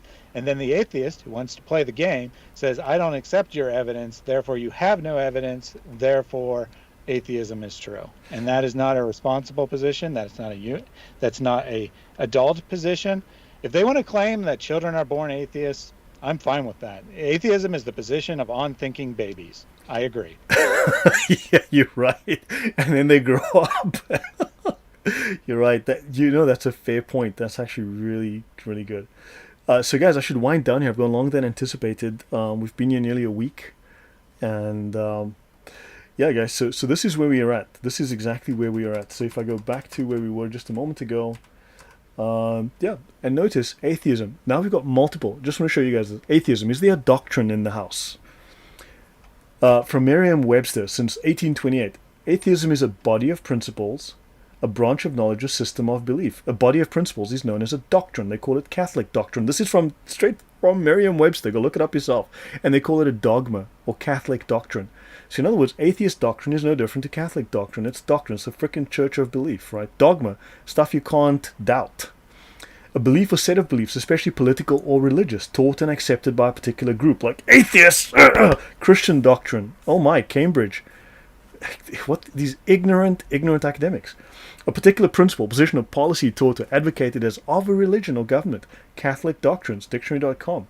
Something that is taught, teachings collectively, religious doctrine. Yeah, well, yeah, guys. So I don't know. Am I seriously supposed to believe dumbass 402 in the YouTube comment section, or do I, as I've done, go through dozens of major academic sources? And please don't tell me Cambridge is a cherry pick, okay? Oxford is a cherry pick. Princeton is a cherry pick. What am I supposed to believe? So I'm going with the science here. I'm going with the scientists. I'm following the science, and I have no idea what these idiot atheists are doing. Excuse my French. Thanks. I get really worked up sometimes. So that's me. I'm done. Thaddeus, over to you. Yeah, I mean, I agree completely that we are presenting the evidence. I guess the atheist, or the person who wants to call himself an atheist, who wants to also deny that he is an atheist when we use the definition, he's free to reject all the evidence and have a position of pure faith, say that he's right and all the evidence is wrong. That's fine. He can do that. But don't expect me to respect him as a rational adult just going where the evidence is if he's rejecting all of it. Yeah, because the evidence, as Yahya tells us, the evidence is da'if. That is, it's the wrong translation. You have to read it in the original Arabic. It's da'if. That's a da'if translation. Gotcha. We need to read it in the original Arabic. And Nicholas complains. He says, this must be the first time that Lloyd went on longer than he had intended. Not that I mind. Okay, so maybe it's not a complaint. Yeah, I've never done that before. This is the very first time, and it hurts me. It hurts me to do this. So, Hillslide says it doesn't say that, Lloyd. It doesn't say what it says. I know it says what the atheist says it says. It doesn't say what it says. Um, so yeah, guys. So that's it. I mean, just See, yeah, sorry. the problem is I speak American English and you speak South African English. If we spoke British English, we would understand. British Arabic. Oh my god. Yeah. Sorry. That's out of my. That's. You speak American. In fact, you don't even speak English. You speak American. Okay. Yeah, yes, there you go. So yeah, guys. So this look. I mean, I think it is very obvious from the sources that academia overwhelmingly and unambiguously, like literally 99% of these sources, tell us it is not a state of unbelief, just a psychological state, this vacuum of consciousness. It is an active position, often an aggressively active position. So that's why, yes, atheists and Muslims make good allies. So, guys, hopefully I've made my point here. I was cherry picking from only the finest academic sources, sadly. I cherry picked from Merriam-Webster, and as you know, anyone who goes to Merriam-Webster or Cambridge Dictionary or Oxford, those are cherry pickers. So, yeah, I'm a cherry picker. I guess I'm guilty. So yeah, good night, guys. And thank you, Mike. Malcolm Leighton, The Gospel, Good News of Atheism, No Ultimate Authority. Yeah, these people are incoherent babblers. Atheism is pagan, Gnostic babble. It's incoherent trash. Honestly, I must admit, after reading so many pages and looking through so many books, it's trash. Okay, sorry about that, but yeah, it's just rubbish. Oh yeah, sorry, I'm supposed to be polite and friendly because sorry about that. It's really not an idea that I can support. I don't feel that it has the necessary appeal to my senses that I can actively support this. It's not ideal for me. No, thank you. How about yourself, Thaddeus? Yeah, it's just not an idea that I find any evidence to support. I don't need to be mean about it. I just don't. The atheists say they don't need to bring any evidence, and I say if they don't bring any evidence, I don't need to believe what they have to say. Yeah, but it's They a say lack of that we evidence. It's not just a lack of belief. It's a lack of evidence because you don't need evidence for lack of belief. So it's not evidence. It's evidence free. It's an evidence free belief. It's Yep, not a belief. Sorry, it's evidence-free evidence free belief. because it's not a belief. So there is no evidence for it, except they'll It's drown you in a evidence because you're wrong. Yeah, free, sorry. evidence-free, non-belief, non-position, psychological state that we just have to accept people are in. That's all there is to it. And when they write a 500-page book explaining their position, we should just ignore that because it And how you're clearly doesn't wrong, have any words in that and book. how you were wrong because they have an unbelief system. Oh God, my head. So seriously, I call it stupid. These people are stupid. Seriously, when you read the pagan Greeks, you like realize, hey, this is the same crap Richard Dawkins says. This was said by idiot pagans 2,500 years ago. It's not even smart philosophy. Aristotle thought it was crap back then. Okay, so I stand with Aristotle. So guys, I got to get out of here. We're going to keep going, Thaddeus. So good night, guys. I hope this was useful. Yeah, please again like, share, subscribe, do support the channel, and if you like this material, find it useful, please use this stuff. And remember, share it to annoy people. I post this on Facebook to annoy people. If you like what I say, look me up on Facebook. I post things just to annoy people. Yeah, maybe that's wrong. I don't know. Maybe it's a sin. If someone can show me in the Ten Commandments, I'll stop doing it. Anyway, so good night, guys. Take care. And He Never Returned as a Horse, welcome. Please look me up. Send me an email. He Never Returned as a Horse. I'd love to chat with you one day about your experience in the Middle East, man. That'll be great. So I know you said you're like 1,000,000 years old and you'd predate the dinosaurs, but still, let's work something out. Okay. Oh yes, and yeah, I found a new payment method, not PayPal, Stripe. I've managed to. For Revolut doesn't work with everyone, but you can see support me at coffee.com, Lloyd DeYoung. So yeah, guys, I also need to get on my memberships thing. I have not been paying attention to that. But guys, let me get out of here. Okay, have a great weekend, guys. I might see you on the weekend again. Take care, everyone. See you then. Bye bye. God bless.